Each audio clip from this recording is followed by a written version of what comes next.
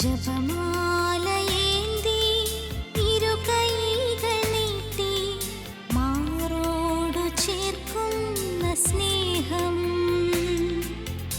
അമ്മേ ജപമാല റാണി,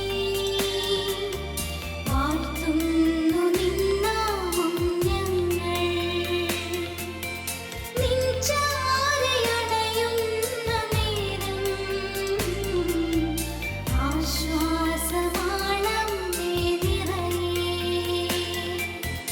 അലിവാർന്ന മിഴിയിൽ നിറയുന്ന സ്നേഹം, മാതൃവാത്സല്യത്തിൻ സ്നേഹം.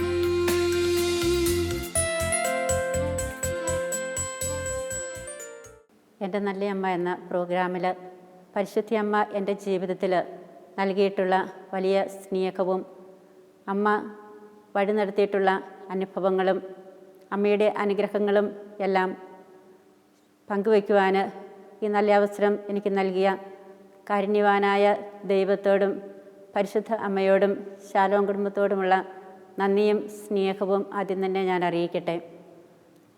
നിങ്ങൾ ഇതിനോടകം പരിശുദ്ധ അമ്മയുടെ സ്നേഹം, അതുപോലെ അമ്മയുടെ വാത്സല്യം, അത്ഭുതകരമായ ഇടപെടലെല്ലാം ലഭിച്ചിട്ടുള്ള അനേകരുടെ ജീവിതാനുഭവങ്ങൾ കേട്ടിട്ടുണ്ടാവും. എൻ്റെ ജീവിതത്തിലും അമ്മ എന്നെ വഴി നടത്തിയ അമ്മയുടെ മാധ്യസ്ഥം വഴി ലഭിച്ചിട്ടുള്ള ചില അനുഭവങ്ങളെല്ലാം നിങ്ങളുമായി പങ്കുവയ്ക്കുവാൻ ഞാൻ ആഗ്രഹിക്കുന്നു. ഞാൻ ഓർക്കുന്നു, ഞാൻ കുളത്തുവയലിൽ ആയിരുന്ന ആ കാലഘട്ടം ഞങ്ങളുടെ സന്യാസിനി സമൂഹത്തിൻ്റെ ആരംഭകാലത്ത് ഞങ്ങൾ പലതരത്തിലുള്ള ബുദ്ധിമുട്ടുകളിലൂടെയും സാമ്പത്തിക ക്ലേശങ്ങളിലൂടെയും ഒക്കെ കടന്നു പോകുന്ന ഒരു കാലം. ഞങ്ങളുടെ മാതൃഭവനത്തിൻ്റെ പണി നടക്കുന്ന ആ അവസരത്തിൽ പലപ്പോഴും പണി മുൻപോട്ട് കൊണ്ടുപോകാൻ പറ്റാതെ ഞങ്ങൾ വിഷമിച്ചിരുന്ന അവസരങ്ങളിലെല്ലാം ഞങ്ങൾ ഒരുമിച്ച് പരിശുദ്ധ അമ്മയോട് മാധ്യസ്ഥം പ്രാർത്ഥിച്ചിരുന്നു. ഞങ്ങൾ ഓരോ പണി ചെയ്യുമ്പോഴും കല്ല് ചുമക്കുമ്പോഴും എപ്പോഴും നന്മ നിറഞ്ഞ മറിയമേ എന്ന പ്രാർത്ഥന ചൊല്ലിക്കൊണ്ടാണ് ഓരോ കാര്യങ്ങളും ചെയ്തിരുന്നത്. ഞാൻ എന്നും ഓർക്കാറുണ്ട്, ആ കോൺവെൻറ്റ് പണിത് പൂർത്തിയാക്കിയത് മാതാവിൻ്റെ മാധ്യസ്ഥവും അതുപോലെ ജപമാല എന്ന സ്നേഹത്തിൽ ചാലിച്ചു ചേർത്ത് ഉണ്ടാക്കിയതുമാണെന്ന്. അതുപോലെ മാതാവിൻ്റെ ആ അവസരങ്ങളിലെ മാധ്യസ്ഥം ഏറ്റവും വലുതായിരുന്നു. ഓരോ ആവശ്യങ്ങൾക്ക് വേണ്ടി എവിടെ പോയാലും അമ്മ കൂടെ വരികയും മാധ്യസ്ഥം പ്രാർത്ഥിക്കുകയും മാധ്യസ്ഥം വഹിക്കുകയും ചെയ്തിരുന്നത് ഞാൻ ഓർക്കുന്നു. 1968 കോൺവെൻറ്റിലേക്ക് അർത്തിനികൾ വരുന്ന ആ സമയത്ത് ഞങ്ങളുടെ കോൺവെൻറ്റിലേക്ക് ചേരാൻ 3 അർത്തിനികളെ മാത്രമാണ് കിട്ടിയത്. അന്ന് വളരെ സങ്കടത്തോടെ ഞങ്ങൾ മാതാവിനോട് പറഞ്ഞു, അമ്മേ, മറ്റ് കോൺഗ്രിഗേഷനിലേക്കെല്ലാം ഇഷ്ടംപോലെ പിള്ളേർ പോകുന്നുണ്ടല്ലോ, ഞങ്ങളുടെ ഇവിടേക്ക് മാത്രം 3 പേരല്ലേ വന്നിട്ടുള്ളൂ. അങ്ങനെ ഞങ്ങൾ മാതാവിനോട് പറഞ്ഞ് ഞങ്ങൾ അന്ന് മുതൽ എല്ലാവരും ഒരുമിച്ച് അമ്മയോട് മാധ്യസ്ഥം പ്രാർത്ഥിക്കാൻ തുടങ്ങി. അവിടെ മാതാവിൻ്റെ കയ്യിൽ മാതാവിൻ്റെ രൂപത്തിൽ ഒരു അപേക്ഷ എഴുതി കൊടുത്തു, അമ്മേ ഞങ്ങളെ സഹായിക്കണമേ എന്ന് പറഞ്ഞ്. അമ്മയുടെ അടുത്ത് നിന്ന് ഞങ്ങൾ പ്രാർത്ഥിച്ചു. അമ്മയുടെ മാധ്യസ്ഥം ഞങ്ങൾ ഓർക്കുന്നു. അത്ഭുതകരമായി ആ വർഷം 31 അർത്തിനികൾ ഞങ്ങളുടെ കോൺവെൻറ്റിൽ ചേർന്നു. അത് മാതാവിൻ്റെ ഒരു പ്രത്യേക സ്നേഹമായിട്ട് ഞാനെന്നും കണക്കാക്കുന്നു. മാതാവിനോട് എന്നും നന്ദി പറയുന്നു. ഇനിയും ഇതുപോലുള്ള എത്രയെത്ര അനുഭവങ്ങളാണ് മാതാവ് ഞങ്ങളുടെ കോൺഗ്രിഗേഷൻ്റെ ആ ആരംഭകാലത്തെല്ലാം ഞങ്ങൾക്ക് നൽകിയിട്ടുള്ളത്. അമ്മയുടെ സഹായം തേടി പോയ ഒരു കാര്യത്തിനും ഒരിക്കലും അമ്മ മുടക്കം വരുത്തിയിട്ടില്ല. മറ്റൊരു സംഭവം ഞാൻ ഓർക്കുന്നു. തേർഡ് ബാച്ചിലുള്ള സിസ്റ്റേഴ്സ് നിത്യവ്രതം ചെയ്യുന്ന സമയമായപ്പോൾ ഞങ്ങളുടെ കോൺഗ്രിഗേഷനാക്കി ഉയർത്തിയിട്ടില്ല. അതുകൊണ്ട് സിസ്റ്റേഴ്സിന് നിത്യവ്രതം ചെയ്യാൻ സാധിക്കുകയില്ല എന്ന് പിതാവ് പറഞ്ഞു. സിസ്റ്റേഴ്സ് നിത്യവ്രതത്തിന് വേണ്ടി ഒരുങ്ങിക്കൊണ്ടിരുന്ന ഏതാനും ആഴ്ചകൾ മാത്രമുള്ളപ്പോഴാണ് പിതാവ് അങ്ങനെ പറഞ്ഞത്.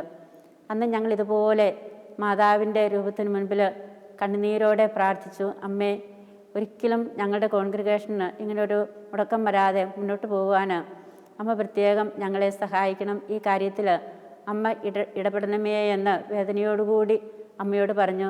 അത് എത്രയും പെട്ടെന്ന് അവരെ നിത്യവ്രതം ചെയ്യുന്ന ആ സമയമായപ്പോഴത്തേക്കും അതിനുള്ള പെർമിഷനൊക്കെ കിട്ടി. എല്ലാവർക്കും വലിയ സന്തോഷമായി. ഇതുപോലെ മാതാവിൻ്റെ വലിയ മാധ്യസ്ഥം വഴിയായിട്ട് ഞങ്ങൾക്ക് ലഭിച്ചിട്ടുള്ള ഒത്തിരി അനുഗ്രഹങ്ങൾ, പ്രത്യേകിച്ച് അന്ന് ഇതിൻ്റെ എല്ലാം ചാർജായിരുന്ന ഞാൻ വളരെ വിശ്വാസത്തോടെ അമ്മയുടെ അടുത്ത് പോയിരുന്ന് കരഞ്ഞ് പ്രാർത്ഥിച്ചിരുന്നതൊക്കെ ഞാൻ ഓർക്കുന്നു. അമ്മയുടെ സഹായം ഓർക്കുകയും അമ്മയ്ക്ക് പ്രത്യേകം നന്ദി പറയുകയും ചെയ്യുന്നു. ഒരിക്കൽ ഞങ്ങൾ തന്നെ കുളത്തുവയലിലെ കുന്നേൽ കാട് വെട്ടി തീയിടാനായിട്ട് ഒരുങ്ങി. അവിടെ ആ കാടിൻ്റെ അകത്തെല്ലാം അച്ഛൻ പറഞ്ഞിട്ട് തെങ്ങും തൈ വെച്ചിട്ടുണ്ടായിരുന്നു. ഞങ്ങൾക്കറിയാമായിരുന്നു തെങ്ങും തൈ വെച്ചിട്ടുണ്ടെങ്കിൽ എങ്കിലും ഞങ്ങൾ സിസ്റ്റേഴ്സും അന്നുണ്ടായിരുന്ന നേഴ്സസും ഒക്കെ ഒരുമിച്ച് ആ കാടെല്ലാം വെട്ടി പല കൂട്ടങ്ങളായിട്ടത് തീ കത്തിക്കാൻ വേണ്ടി കൂട്ടി വെച്ചു. അങ്ങനെ കൂട്ടി വെച്ചതിന് ശേഷം ഞങ്ങൾ വിചാരിച്ചത് ഓരോ കൂട്ടത്തിനിങ്ങനെ തീയിടുമ്പം അത് കത്തി അത് കെടുത്തി കഴിയുമ്പം അടുത്തതിന് തീയിട്ടു, അങ്ങനെ തീയിട്ട് അതെല്ലാം കത്തിച്ച് കളയുമെന്ന് ഞങ്ങൾ വിചാരിച്ചു. അങ്ങനെ ഞങ്ങൾ നോക്കി. അതുകൊണ്ട് ഞങ്ങൾ പുറത്തെ മറ്റ് നമ്മുടെ അതിരിനുള്ള പറമ്പിലെ ബൗണ്ടറി ഒന്നും തെളിച്ചില്ല. അങ്ങനെ തീയിടാനായിട്ട് ആരംഭിച്ച് താഴത്തെ കൂട്ടത്തിന് തീ കൊടുത്തു. തീ കൊടുത്ത് അല്പം കഴിഞ്ഞപ്പോഴത്തേക്കും വലിയ കാറ്റ്. ഞങ്ങൾ വിചാരിച്ചതുപോലെയല്ല, എല്ലാം കൂടി ഒരുമിച്ച് തീ പിടിച്ചു. വലിയ ഒരു തീക്കൊണ്ടുമായി. അങ്ങനെ തീ പിടിച്ചു കഴിഞ്ഞപ്പം ഒരു തരത്തിലും തീ നിയന്ത്രിക്കാൻ പറ്റുന്നില്ല. ഞങ്ങൾ ചെറിയ പച്ചക്കമ്പുകളെല്ലാം ഒടിച്ച് അതിരുകളിലെല്ലാം നിന്ന് തീ കെടുത്താൻ നോക്കിയിട്ട് ഇതിങ്ങനെ ആളി പടർന്ന് വന്നപ്പോഴത്തേക്കും ഞങ്ങൾ പേടിച്ച് നിത്യസഹായ മാതാവേ എന്നുറക്കെ എല്ലാവരും വലിയ ഒച്ചത്തിൽ പേടിച്ച് നിത്യസഹായ മാതാവേ ഞങ്ങളുടെ അമ്മയെ വരണേന്ന് പറഞ്ഞ് പിള്ളേർ ഞങ്ങളെല്ലാവരും കൂടി ഒരുമിച്ച് നിലവിളിച്ച് പ്രാർത്ഥിച്ചു. ഇന്ന് ഞാൻ ഓർക്കുന്നു, സ്വർഗം തുറക്കപ്പെടുന്നത് പോലെ ആകാശം മുട്ട കേൾക്കത്തക്ക പോലെ ഉച്ചത്തിൽ അന്ന് വിളിച്ച് പ്രാർത്ഥിച്ചു. അത്ഭുതകരമായിട്ട് അന്ന് നമ്മുടെ പറമ്പിൻ്റെ അതിർത്തിയിൽ കൂടി ആ തീ കത്തി അത് നിന്നു. അടുത്ത് ഒരു റബ്ബർ തോട്ടം ഉണ്ടായിരുന്നു മറ്റു വീട്ടുകാരുടെ. അവരുടെ പറമ്പിൽ ഒരു കരിയില പോലും കത്തിപ്പോകാതെ ദൈവം സംരക്ഷിച്ചു. അന്ന് എനിക്ക് തീർച്ചയായിട്ടും ഇന്ന് ഉറപ്പുണ്ട്, മാതാവിനോട് അത്രയേറെ വേദനയോടെ വിളിച്ച് പ്രാർത്ഥിച്ചതുകൊണ്ടായി അത്ഭുതകരമായിട്ട് ആ തീ അണഞ്ഞതെന്നും മറ്റുള്ളവർക്ക് ഒരു ബുദ്ധിമുട്ടും ഉണ്ടാകാതിരുന്നതെന്നും. തീയിടിയിലെല്ലാം കഴിഞ്ഞ് തിരിച്ചു വന്നപ്പോൾ അച്ഛൻ ഞങ്ങളെ വഴക്ക് പറഞ്ഞു, നിങ്ങൾ തെങ്ങൊക്കെ കത്തിച്ച് കളഞ്ഞില്ലേ, ഇനി എല്ലാത്തിനും കൊണ്ട് വെള്ളം ഒഴിച്ച് എങ്ങനെയും അത് ശരിയാക്കിയെടുക്കണമെന്ന്. പിന്നെ ഞങ്ങൾ പിറ്റേ ദിവസം മുതൽ താഴെ ചെറിയ ഒരു ഓലി ഉണ്ടായിരുന്നു. ആ ഓലിയിൽ നിന്ന് വെള്ളം കൊണ്ടൊഴിച്ചു. ആ തെങ്ങുകളൊന്നും നഷ്ടപ്പെട്ടില്ല ദൈവാനുഗ്രഹത്താൽ. അത് ഇന്നും ഞാൻ ഓർക്കുന്നു, മാതാവിൻ്റെ അത്ഭുതകരമായ ഒരു ഇടപെടലാണെന്ന്. അതുപോലെ നമ്മുടെ ജീവിതത്തിലും നമുക്ക് അപകടങ്ങളുണ്ടാകുമ്പോൾ, അത് ഭൗതികമായിട്ടോ ആധ്യാത്മികമായിട്ടോ ഒക്കെ അപകടങ്ങളുണ്ടാകുമ്പം പരിശുദ്ധ അമ്മയെ വേദനയോടെ വിളിച്ചാൽ അമ്മ നമ്മുടെ അടുത്തേക്ക് ഓടി വരും, നമ്മളെ സഹായിക്കും. അന്നച്ഛൻ പറഞ്ഞൊരു വാക്ക് ഞാൻ ഓർക്കുന്നുണ്ട്, ഇവിടെ തെങ്ങിന് തീ കയറിയത് കൊണ്ട് നീ വിഷമിക്കുന്നുണ്ട് എന്ന് ഓർത്തിരിക്കണം. നമ്മുടെ ആത്മാവിലും നമ്മളെ ഏൽപ്പിച്ചിരിക്കുന്നവരുടെ ആത്മാവിലും പാപമാകുന്ന തീ കയറി നശിച്ചു പോകാതിരിക്കാൻ, നമ്മൾ നഷ്ടപ്പെട്ടു പോകാൻ ഒരിക്കലും ഇടയാവരുത്. അതെന്നും ഓർത്തിരിക്കണമെന്ന് അച്ഛൻ പറഞ്ഞു. അത് അങ്ങനെ മാതാവിൻ്റെ വലിയ അനുഗ്രഹങ്ങൾ എന്നും നമ്മുടെ ജീവിതത്തിൽ നമുക്ക് അനുഭവിക്കാൻ സാധിക്കും. മാതാവ് നമുക്ക് വേണ്ടി നമ്മുടെ ആധ്യാത്മിക ജീവിതത്തിലും ഭൗതിക ജീവിതത്തിലും മാതാവ് നമ്മളെ സഹായിക്കും. അതുപോലെ വേറൊരു വലിയ മാതാവിൻ്റെ അനുഗ്രഹം ഞാൻ ഓർക്കുന്നു. കുളത്തുവയലിൽ ഞങ്ങളുടെ മദർ ഹൗസിൽ ഒരിക്കൽ ഉണ്ടായിരുന്നത് ഒരു രൂപ മാത്രം. അന്ന് മുന്നോട്ട് പോകാൻ ഒരു നിവൃത്തിയില്ല. പണിക്കാർക്ക് പൈസ കൊടുക്കണം, കോൺവെൻറ്റിൻ്റെ പണി മുന്നോട്ട് കൊണ്ടുപോകണം, പഠിക്കാൻ പോയിരിക്കുന്ന സിസ്റ്റേഴ്സൊക്കെ പൈസയ്ക്ക് വേണ്ടി ചോദിക്കുന്നു. അങ്ങനെ ഞാൻ വിഷമിച്ചിരുന്ന അവസരത്തിൽ ഒരു ദിവസം കുർബാന കഴിഞ്ഞ് വന്നപ്പം ഞാൻ ഓർത്തിനി എന്താ ചെയ്യുക. ഞാൻ നോക്കിയപ്പോൾ ഈ ഒരു രൂപ കൊണ്ടൊന്നും ചെയ്യാൻ പറ്റത്തില്ല. ഞാൻ ആ ഒരു രൂപ എടുത്ത് ഈശോയുടെ അടുത്ത് ചെന്ന് സക്കാരിയുടെ അരികിൽ ആ ഒരു രൂപ വെച്ചു. മാതാവിനോട് പറഞ്ഞു, അമ്മേ, ഇത് ഈശോയുടെ ബാങ്കിലിടുന്നത് പോലെ ഈ ഒരു രൂപ ഞാൻ ഇവിടെ വെച്ചിട്ടുണ്ട്. അത് എനിക്കും അമ്മയ്ക്കും ഈശോയ്ക്കും മാത്രമേ അറിയത്തുള്ളൂ. ഇനി ഈ കൊളുത്തുവയലിലെ ഈ വലിയ ബുദ്ധിമുട്ട്, ദാരിദ്ര്യമെല്ലാം എന്ന് മാറുന്നോ അന്ന് മാത്രം ഈ പൈസ ഞാൻ എടുക്കും. അതുവരെ ഈശോയുടെ ബാങ്കിൽ ഈ പൈസ ഇരിക്കട്ടെ എന്ന് പറഞ്ഞ് ഞാൻ ആ 1 രൂപ സക്രാരിയുടെ ഇടയ്ക്ക് ഭിത്തിയുമായിട്ടുള്ളിടത്തൊരു ചെറിയ 1 രൂപ വെക്കാനുള്ള സ്ഥലം ഉണ്ടായിരുന്നു, അതവിടെ വെച്ചു. അതെല്ലാം കഴിഞ്ഞ് 5 വർഷം കഴിഞ്ഞപ്പോഴേക്കും കൊളുത്തുവയലിലെ വലിയ പട്ടിണിയുടെയും സാമ്പത്തിക ബുദ്ധിമുട്ടുകളുടെ എല്ലാം കാലം കഴിഞ്ഞു. ഞാൻ ഈശോയ്ക്ക് നന്ദി പറഞ്ഞ്, മാതാവിന് നന്ദി പറഞ്ഞ് ആ 1 രൂപ അവിടെ നിന്ന് എടുത്തത് ഞാൻ ഓർക്കുന്നുണ്ട്. ഇതുപോലെ നമുക്കും വലിയ ബുദ്ധിമുട്ടുകൾ വരുമ്പോൾ നമ്മൾ ജോലിയില്ലാതെ വിഷമിക്കുന്നവർ ഇന്ന് അനേകരുണ്ട്, രോഗങ്ങൾ കൊണ്ട് വിഷമിക്കുന്നവരുണ്ട്, സാമ്പത്തിക ക്ലേശങ്ങൾ അനുഭവിക്കുന്നവർ. അങ്ങനെ നമ്മളുടെ ബുദ്ധിമുട്ടുകളും പ്രയാസങ്ങളും വരുമ്പോൾ പരിശുദ്ധ കുർബാനയിലും പരിശുദ്ധ അമ്മയിലും ആശ്രയിക്കുമ്പോൾ എനിക്ക് ഉറപ്പുണ്ട് മാതാവും ഈശോയും നമ്മളെ സഹായിക്കും.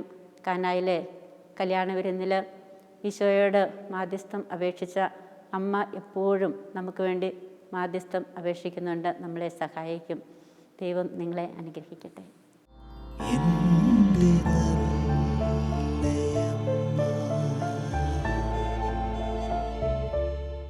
നെല്ലിക്കുറ്റി സിയോൺ ധ്യാന കേന്ദ്രത്തിൻ്റെ ആരംഭത്തെക്കുറിച്ച് ഞാൻ ഓർക്കുന്നു. അവിടെയും മാതാവ് അത്ഭുതകരമായിട്ട് ഇടപെട്ടു എന്നാണ് ഞാൻ വിചാരിക്കുന്നത്. ഞാൻ അവിടെ സ്ഥലം മാറി ചെന്ന് അധികം കഴിയുന്നതിന് മുമ്പ് എനിക്ക് നല്ല പരിചയമുണ്ടായിരുന്ന ഒരു സഹോദരന് പറഞ്ഞു, സിസ്റ്റർ അവിടെ ഒരു ഗ്രോട്ടോ ഉണ്ടാക്കുന്നത് നല്ലതായിരിക്കും, അതിനുവേണ്ട സഹായങ്ങളെല്ലാം ഞാൻ ചെയ്തു തരാമെന്ന്. അങ്ങനെ ആ സഹോദരൻ്റെ സഹായത്തോടെ വളരെ മനോഹരമായ ഒരു ഗ്രോട്ടോ അവിടെ ഉണ്ടാക്കാൻ ഞങ്ങൾക്ക് സാധിച്ചു. ഗ്രോട്ടോയുടെ പണി തീർന്ന് വെഞ്ചരിച്ച് കഴിഞ്ഞപ്പോൾ മുതൽ, അതും വർക്കിച്ചനാണ് അത് വെഞ്ചരിച്ചത്, അത് കഴിഞ്ഞപ്പോൾ മുതൽ അവിടെ ധാരാളം പേര് പ്രാർത്ഥിക്കാൻ വരാൻ തുടങ്ങി. ഞങ്ങളവിടെ ഉണ്ടായിരുന്ന മെറ്റിലിൽ മുട്ടുകുത്തി ഞങ്ങളും സിസ്റ്റേഴ്സ് ഞങ്ങളെല്ലാവരും അയൽക്കാരും അവരെല്ലാവരും കൂടി ഒരുമിച്ച് ഞങ്ങൾ പ്രാർത്ഥിച്ചു. താമസിയാതെ തന്നെ അവിടെ ഒരു പ്രാർത്ഥനാ ഗ്രൂപ്പ് ഞങ്ങൾ ആരംഭിച്ചു. ആ പ്രാർത്ഥനാ ഗ്രൂപ്പ് ഒരു 2 മാസം കൊണ്ട് വളരെയേറെ പേര് ആ പ്രാർത്ഥനാ ഗ്രൂപ്പിലേക്ക് കടന്നു വന്നു. നല്ലൊരു പ്രാർത്ഥനാ ഗ്രൂപ്പായിട്ട് മാറി. അങ്ങനെ ആ പ്രാർത്ഥനാ ഗ്രൂപ്പ് വളർന്നു വരുന്നത് കണ്ടപ്പോൾ ഒരു ദിവസം ഞങ്ങൾ വർക്കിയച്ഛനെ വിളിച്ചു, അച്ഛൻ ഒരു ക്ലാസ് എടുക്കാനായിട്ട് പ്രാർത്ഥനാ ഗ്രൂപ്പിൽ കുറേ പേരുണ്ട്, അച്ഛനൊരു ക്ലാസ് എടുക്കാൻ വരണമെന്ന് പറഞ്ഞ് ബഹുമാനപ്പെട്ട വർക്കിയച്ഛനെ വിളിച്ചു. അച്ഛന് വളരെ സന്തോഷത്തോടെ അവിടെ വന്നു. കാരണം അച്ഛന് സന്തോഷമായിരുന്നു അവിടെ ഒരു പ്രാർത്ഥനാ ഗ്രൂപ്പ് തുടങ്ങുന്നതും അവിടെ വളരുന്നതും അച്ഛന് വളരെ സന്തോഷമായിരുന്നു. കുറേ നാളായിട്ട് അവിടെ ഉണ്ടായിരുന്ന ഫോർമേഷൻ മറ്റൊരു ഭവനത്തിലേക്ക് മാറ്റിയതുകൊണ്ട് ആ ഭവനം അവിടെ വെറുതെ ശൂന്യമായിട്ട് കിടന്നിരുന്നു. അതുകൊണ്ട് തന്നെ അച്ഛനത് സന്തോഷമായിരുന്നു. എങ്ങനെയാലും അതൊന്ന് പ്രയോജനപ്പെടുത്തിയെടുക്കണം എന്ന് അച്ഛൻ പലപ്പോഴും പറയാറുണ്ടായിരുന്നു. അങ്ങനെ ഈ പ്രാർത്ഥനാ ഗ്രൂപ്പിൽ അച്ഛനൊരു ദിവസം വന്നു. അച്ഛന് സന്തോഷമായി. അന്ന് അച്ഛൻ പറഞ്ഞു, നമുക്കിവിടെ ഒരു ധ്യാനം തുടങ്ങുന്നത് നല്ലതാണെന്ന് തോന്നുന്നു, പ്രാർത്ഥിച്ച് നോക്കാം. പ്രാർത്ഥിച്ചിട്ട് ഈശോ അനുഗ്രഹിക്കുന്നെങ്കിൽ, ഈശോ സമ്മതം തരുവാണെങ്കിൽ ഇവിടെ ഒരു ധ്യാന കേന്ദ്രം തുടങ്ങാമെന്ന് അച്ഛൻ പറഞ്ഞു. അങ്ങനെ അച്ഛന് 1-2 പേരെ വിളിച്ച് പ്രാർത്ഥിപ്പിച്ച് നോക്കി. കാരണം അത് നല്ലതാണ്, ധ്യാനം തുടങ്ങാവുന്ന മെസ്സേജ് കിട്ടി. അങ്ങനെ ഒരു ധ്യാന കേന്ദ്രം തുടങ്ങി. ദൈവത്തിൻ്റെ അനുഗ്രഹം കൊണ്ട് പരിശുദ്ധ അമ്മയുടെ മാധ്യസ്ഥത്താൽ ആ ധ്യാന കേന്ദ്രം വളരെ നന്നായി പ്രവർത്തിക്കാൻ സാധിക്കുന്നുണ്ട്. അവിടെ ഈ ധ്യാന കേന്ദ്രം ആരംഭിക്കുന്നത് തന്നെ മാതാവിൻ്റെ വലിയ മാധ്യസ്ഥമാണ്. പ്രത്യേകിച്ച് ആ കല്ലിലൊക്കെ മുട്ടുകുത്തി നിന്ന് ഞങ്ങൾ ജപമാല ചൊല്ലിയിരുന്നത് വലിയ ശക്തിയായിരുന്നു. അന്നങ്ങനെ പ്രാർത്ഥിച്ച് 1-2 പേർക്ക് ദൈവവിളി കിട്ടി. അവർ നല്ല നിലയിൽ ഇന്നും ദൈവവിളിയിൽ നിലനിൽക്കുന്നത് മനസ്സിലാക്കാൻ സാധിക്കുന്നുണ്ട്. ആ ധ്യാന കേന്ദ്രത്തിൽ വളർന്നു വന്നു. അവിടെ 1-2 വർഷത്തിന് ശേഷം ഒരു മരിയൻ ദിവികാരുണ്യ ആരാധന ആരംഭിക്കാനായിട്ട് ഞങ്ങൾക്ക് സാധിച്ചു. ആ മരിയൻ ദിവികാരുണ്യ ആരാധന ആരംഭിച്ചപ്പോൾ അവിടെയെങ്ങും ആൾക്കാർക്ക് നിൽക്കാൻ പറ്റാത്തതുപോലെ ഹോളിലും മുറ്റത്തുമൊക്കെ നിറയെ ആൾക്കാർ അവിടെ വരാൻ തുടങ്ങി. ധാരാളം അത്ഭുതകരമായ രോഗശാന്തികൾ, അതുപോലെ കുഞ്ഞുങ്ങളില്ലാത്തവർക്ക് കുഞ്ഞുങ്ങളെ ലഭിക്കുന്നു, പലരുടെയും വിവാഹങ്ങൾ നടക്കുന്നു, ജോലി ലഭിക്കാത്തവർക്ക് ജോലി ലഭിക്കുന്നു. അങ്ങനെ വലിയ അനുഗ്രഹങ്ങൾ പരിശുദ്ധ അമ്മയുടെ മാധ്യസ്ഥം വഴിയായും ദിവികാരുണ്യ ഈശോയുടെ അനുഗ്രഹത്താലും വളരെയേറെ ആളുകൾക്ക് അത്ഭുതകരമായ അനുഭവങ്ങൾ ഉണ്ടായി. എല്ലാ ശനിയാഴ്ചയും ജനങ്ങൾ നെല്ലിക്കുറ്റിയിൽ നിന്ന് മാത്രമല്ല അടുത്തുള്ള ഇടവകകളിൽ നിന്നൊക്കെ ധാരാളം പേര് ഈ ദിവികാരുണ്യ ആരാധനയിൽ സംബന്ധിക്കുന്നതിന് വേണ്ടി അവിടേക്ക് വന്നിരുന്നു. ഞാൻ ഓർക്കുന്നു മാതാവിൻ്റെ സ്നേഹം എത്ര വലുതാണെന്ന്. അമ്മയുടെ മാധ്യസ്ഥം വഴിയായിട്ട് ഞങ്ങൾ ആഗ്രഹിച്ചതുപോലെ ദൈവം തിരുമനസ്സായതുപോലെ നല്ലൊരു ധ്യാന കേന്ദ്രം ആരംഭിക്കാൻ അവിടെ അമ്മ അനുഗ്രഹിച്ചു. ഇന്നും അത് നല്ല നിലയിൽ പ്രവർത്തിച്ച് വരുന്നു. അതെല്ലാം മാതാവിന് വിമല മക്കളോടുള്ള അനുഗ്രഹവും സ്നേഹവുമാണ്. കാരണം ഞങ്ങൾ മാതാവിൻ്റെ മക്കളാണ്, മാതാവിൻ്റെ സഭയിലെ അംഗങ്ങൾ. മാതാവിൻ്റെ ആധ്യാത്മികത സ്പിരിച്വാലിറ്റിയാണ് ഞങ്ങളുടെയും സ്പിരിച്വാലിറ്റി. അങ്ങനെ മാതാവിനോട് പ്രാർത്ഥിച്ച് ഇന്നും അവിടെ ധാരാളം പേര് പ്രാർത്ഥിക്കാനും കൗൺസിലിങ്ങിനും ധ്യാനത്തിൽ സംബന്ധിക്കുന്നതിനുമൊക്കെ ആയിട്ട് വരുന്ന നല്ല ഒരു അനുഭവമായിട്ട് കണക്കാക്കുന്നു. മാതാവിൻ്റെ മാധ്യസ്ഥത്തിനും മാതാവിൻ്റെ അനുഗ്രഹത്തിനും എല്ലാം പ്രത്യേകം നന്ദി പറയുന്നു. ഒരിക്കൽ 2 പെൺകുട്ടികൾ 20-22 വയസ്സ് പ്രായമുള്ള 2 പെൺകുട്ടികൾ വളരെ വിഷമത്തോടെ എൻ്റെ അടുക്കൽ പ്രാർത്ഥിക്കാൻ വേണ്ടി വന്നു. ആ കുട്ടികളെ കണ്ട് സംസാരിച്ചപ്പോൾ അവർ പറഞ്ഞു, സിസ്റ്ററെ, ഞങ്ങളിനി ജീവിച്ചിരിക്കുന്നില്ല. എന്തിനാ ഇങ്ങനെ ജീവിക്കുന്നത്? ഒരു സമാധാനവും ഒരിക്കലുമില്ല. വീട്ടിൽ ചെന്നാൽ സമാധാനമില്ല, പഠിക്കാൻ പോയാൽ അതിന് പറ്റുന്നില്ല, ജോലി ലഭിക്കുന്നില്ല. അതുകൊണ്ട് ഞങ്ങളുടെ ജീവിതം അവസാനിപ്പിക്കാൻ പോകുകയാണ്, ഇനി ജീവിക്കുന്നില്ല എന്ന് പറഞ്ഞു. ഞാൻ ചോദിച്ചു, മക്കളെ നിങ്ങൾക്ക് എന്നാ പറ്റിയത്? എന്താ നിങ്ങളുടെ പ്രശ്നം? അങ്ങനെ ചോദിച്ച് വന്നപ്പോൾ ആ പിള്ളേർ പറഞ്ഞു, ഞങ്ങളുടെ പപ്പയും മമ്മിയും തമ്മിൽ എന്നും വഴക്കാണ്. അവർ വർഷങ്ങളായി മിണ്ടിയിട്ട്.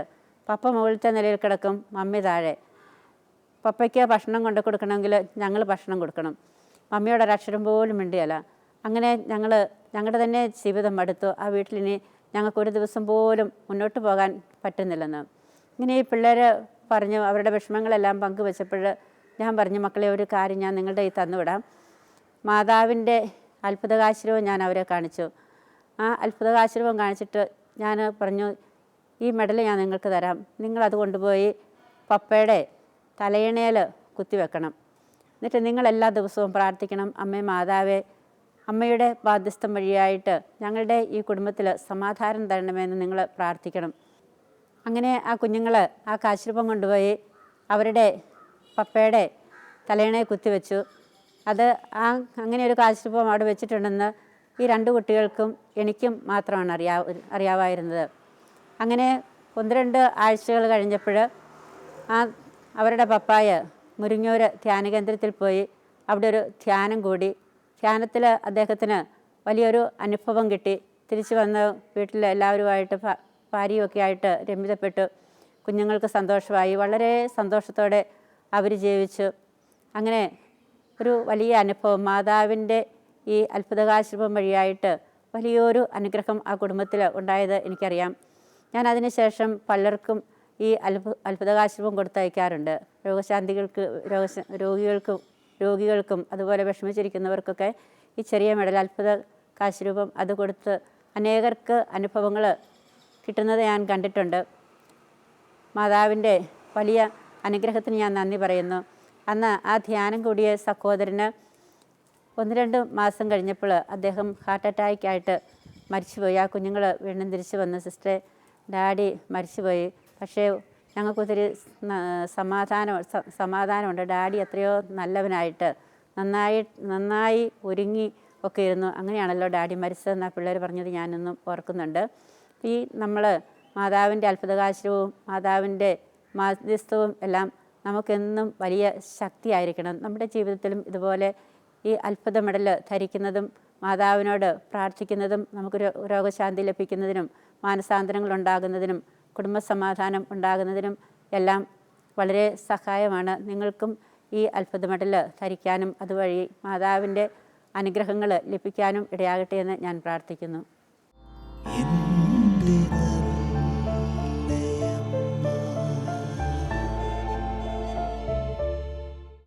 ഞങ്ങളുടെ സ്ഥാപക പിതാവായ ബഹുമാനപ്പെട്ട വർക്കീച്ചന് റോസാമിസ്റ്റിക്ക മാതാവിനോട് വളരെയേറെ ഭക്തിയുണ്ടായിരുന്നു.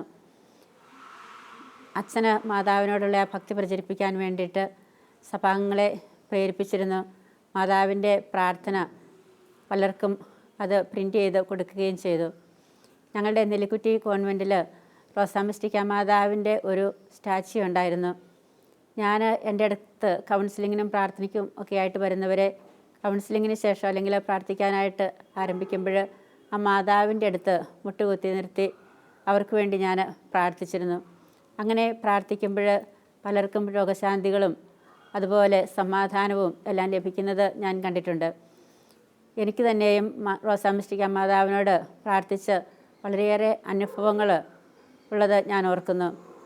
ഒരിക്കൽ ഒരു കുട്ടിയെ അവന് കാനഡയ്ക്ക് പോകാനുള്ള അതിൻ്റെ വിസ ശരിയാകാതെ അവൻ വളരെ വിഷമിച്ച് എൻ്റെ അടുത്ത് വന്നു. അവൻ്റെ കാര്യങ്ങളെല്ലാം കേട്ട് കഴിഞ്ഞപ്പോൾ ഞാൻ അവനെ വിളിച്ചു, വാ മോനെ, നമുക്ക് ഈ അമ്മയുടെ അടുത്ത് നിന്ന് പ്രാർത്ഥിക്കാം. അമ്മയോട് പ്രാർത്ഥിച്ച് അമ്മ ഒരുപാട് പേരെ സഹായിക്കുന്നുണ്ടല്ലോ, നിന്നെ തീർച്ചയായിട്ടും അമ്മ സഹായിക്കും എന്ന് പറഞ്ഞ് അവനെയും അവൻ്റെ പപ്പയും കൂട്ടിക്കൊണ്ട് ആ മാതാവിൻ്റെ അടുത്ത് ചെന്ന് അവനവിടെ മുട്ടുകുത്തി ഞങ്ങൾ ഒരുമിച്ച് ആ മകന് വേണ്ടി പ്രാർത്ഥിച്ചു. മാതാവിൻ്റെ അത്ഭുതകരമായ ഇടപെടൽ ആ കൊച്ചിൻ്റെ ജീവിതത്തിലുണ്ടായി. അവന് ഒരാഴ്ചയ്ക്കുള്ളിൽ അവിടേക്ക് പോകാനുള്ള വിസ ശരിയായി. ഇന്ന് അവന് കാനഡയിൽ ജോലി ചെയ്യുന്നുണ്ട്. റോസാമിസ്റ്റിക്ക മാതാവിനോടുള്ള പ്രാർത്ഥനയ്ക്ക് അത്ഭുതകരമായ അനുഭവം ഉണ്ടെന്ന് നമുക്ക് തീർച്ചയായിട്ടും മനസ്സിലാക്കാം. മാതാവ് നമ്മളെ എപ്പോഴും വിളിക്കുന്നത് അനുതാപത്തിലേക്കും പശ്ചാത്താപത്തിലേക്കുമാണ്. റോസാമിസ്റ്റിക്ക മാതാവ് തരുന്ന സന്ദേശം അതാണ്. നമുക്കും നമ്മുടെ അമ്മയോട് റോസാമിസ്റ്റിക്ക മാതാവിനോടുള്ള പ്രാർത്ഥന അനുദിനവും ചെല്ലുവാണെങ്കിൽ അത് നമുക്ക് നല്ലതാണ്. നമ്മുടെ ആധ്യാത്മിക ജീവിതത്തിന് തന്നെ ഭൗതിക നേട്ടങ്ങളെക്കാൾ ഉപരിയായിട്ട് ആധ്യാത്മിക ജീവിതത്തിന് റോസാമിസ്റ്റിക്ക മാതാവിനോടുള്ള പ്രാർത്ഥന ഏറെ സഹായിക്കും. മാതാവിനോടുള്ള പ്രാർത്ഥനയിൽ ഞാൻ ഓർക്കുന്നു, ഒരിക്കൽ ഞാൻ കുളത്തുവയലിലായിരിക്കുമ്പോൾ സെപ്റ്റംബർ 8 അത് അമലോത്ഭവ മാതാവിൻ്റെ തിരുനാളാണല്ലോ. അന്ന് കുളത്തുവയലിൽ ഞങ്ങൾക്ക് കഞ്ഞി വെക്കാൻ പോലും അരിയില്ലാതെ വിഷമിച്ച സമയത്ത് മാതാവിൻ്റെ അടുത്ത് ചെന്ന് മുട്ടുകുത്തി നിന്ന് പ്രാർത്ഥിച്ചു. അമ്മേ മാതാവേ, ഞങ്ങൾ നിൻ്റെ മക്കളാണെന്ന് നിനക്കറിയാമല്ലോ. ഇന്ന് നിൻ്റെ ഏറ്റവും വലിയ ഈ തിരുനാൾ ദിവസം പോലും ഞങ്ങൾ ഇതുപോലെ പട്ടിണി കിടക്കുന്നത് നിനക്ക് സന്തോഷമാണെങ്കിൽ ഞാൻ അതിനെപ്പറ്റി ഒന്നും പറയുന്നില്ല.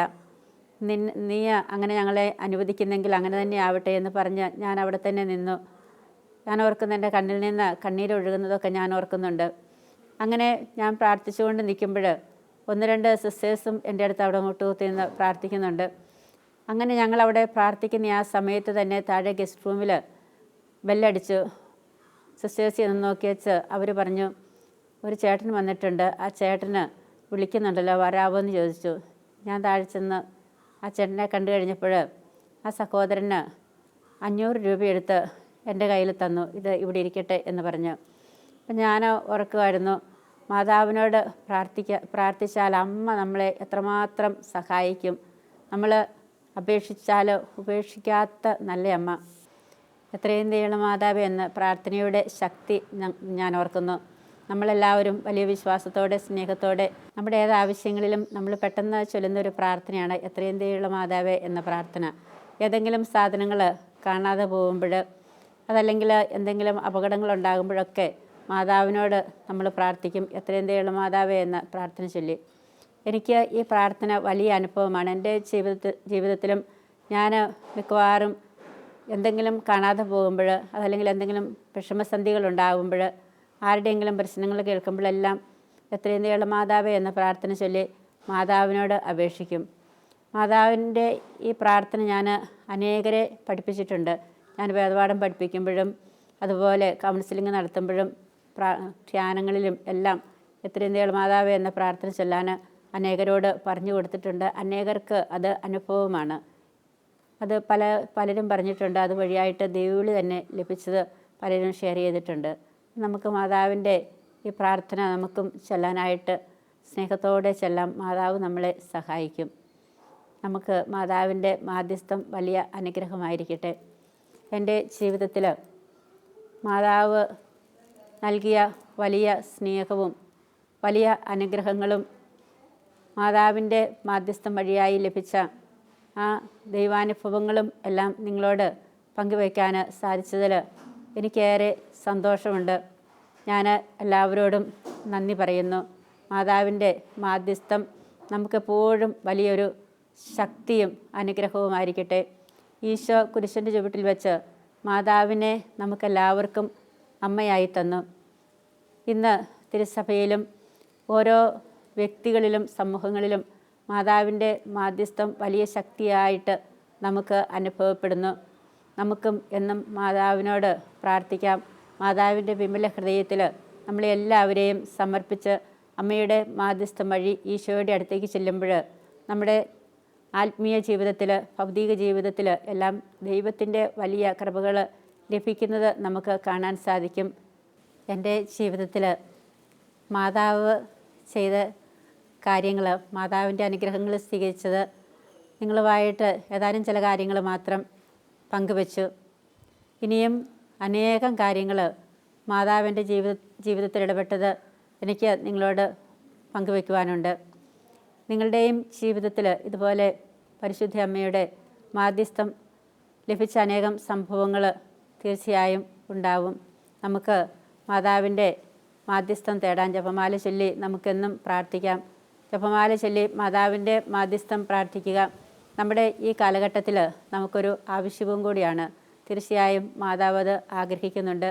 നമുക്ക് പരിശുദ്ധ അമ്മയിലൂടെ യേശുവിൻ്റെ തിരുസന്നിധിയിലേക്ക് കടന്നു പോകുവാൻ മാതാവിൻ്റെ മാധ്യസ്ഥ ശക്തിയും മാതാവിൻ്റെ ജപമാലയും എല്ലാവരെയും സഹായിക്കട്ടെ എന്ന് പ്രാർത്ഥിക്കുന്നു, ആശംസിക്കുന്നു.